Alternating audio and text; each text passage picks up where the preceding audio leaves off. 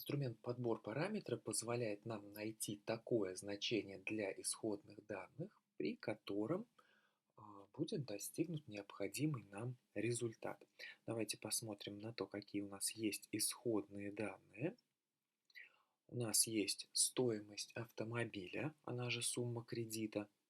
У нас есть срок кредита 12 месяцев и есть процентная ставка по кредиту 15%.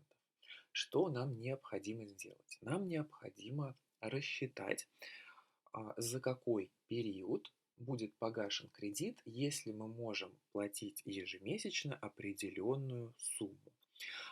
По вот этим вводным данным у нас получается, что для того, чтобы расплатиться по кредиту за 12 месяцев, мы должны платить сумму 108 309 рублей 97 копеек.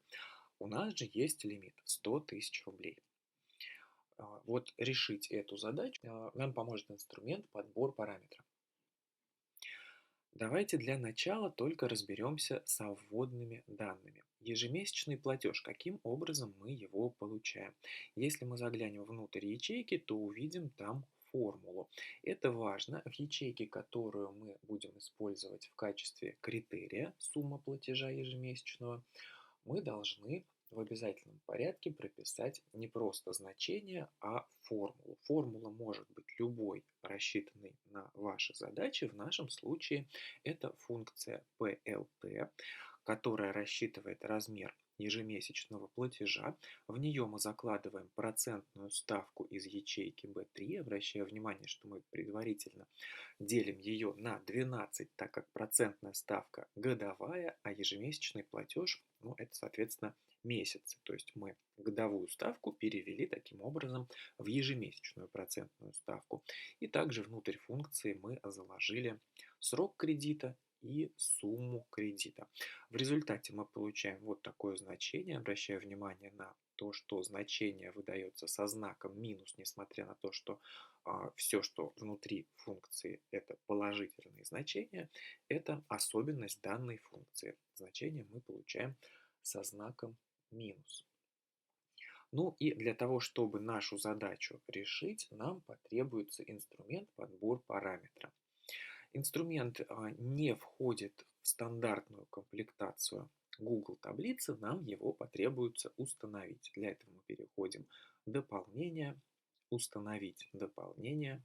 У нас открывается окошко поиска дополнений, и здесь нам нужно напечатать его название, но обращаю внимание, что инструмент есть только на текущий момент на английском языке, поэтому если мы напишем подбор параметра, то мы не найдем ничего. Поэтому нам нужно написать его английское название. GoalSeek. И нам его находят, открываем, нажимаем «Установить», подтверждаем, что мы согласны с установкой, ждем несколько секунд, пока инструмент установится. И готовый инструмент установлен. Можем выйти из маркетплейса. Инструмент добавляется в дополнение. Мы его теперь здесь видим. Выбираем GoalSeek, Open. У нас открывается в правой части экрана панель с, собственно, инструментом подбор параметра. Что здесь у нас есть? Нам нужно заполнить вот эти вот значения. Первое, что мы сделаем, set cell. Если кто-то пользуется Excel, там есть точно такой же инструмент, и там это называется «Установить в ячейке».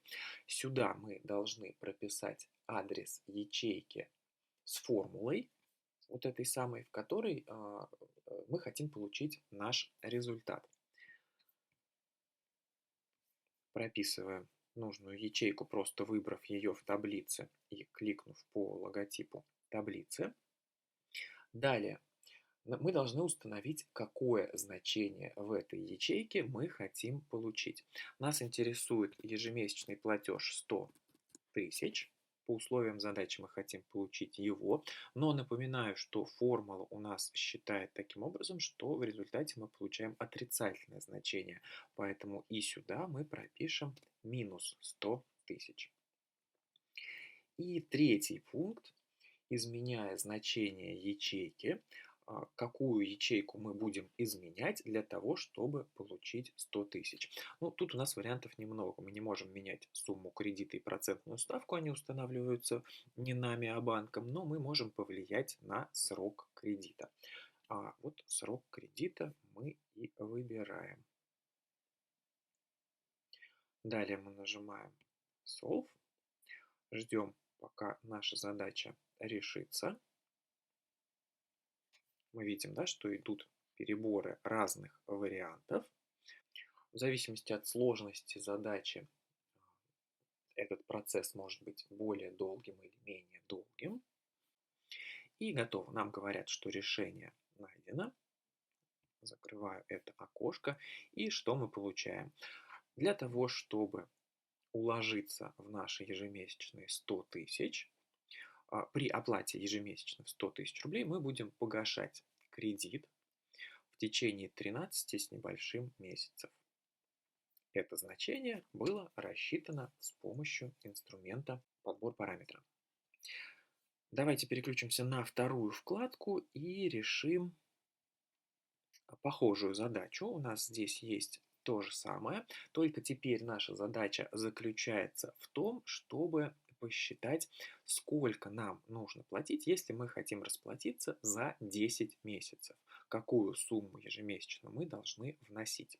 Напоминаю, что там в той ячейке, которую мы используем как критерий, у нас должна быть формула. В данном случае мы будем рассчитывать срок кредита, изменять срок кредита таким образом, чтобы расплатиться за 10 месяцев.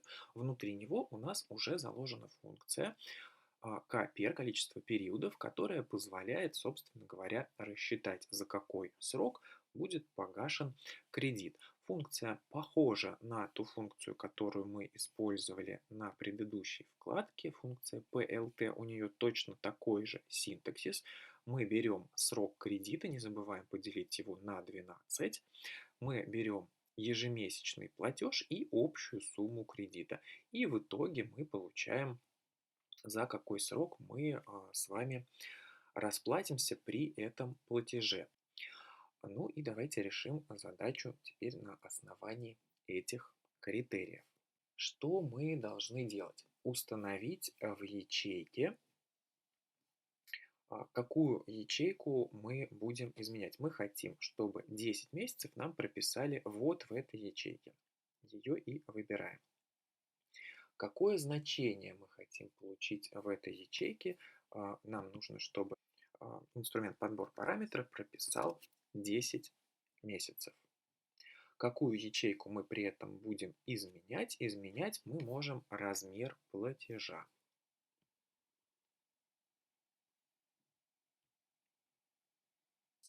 Нажимаем на кнопку Solve и ждем, пока нам решат нашу задачу. И в итоге наша задача решена следующим образом. Мы с вами должны вносить ежемесячно вот такую сумму, при этом мы расплатимся за 10 месяцев, но обратите внимание, что здесь может быть некоторая погрешность в виде знаков после запятой, то есть мы расплатимся за 10 с небольшим месяцев.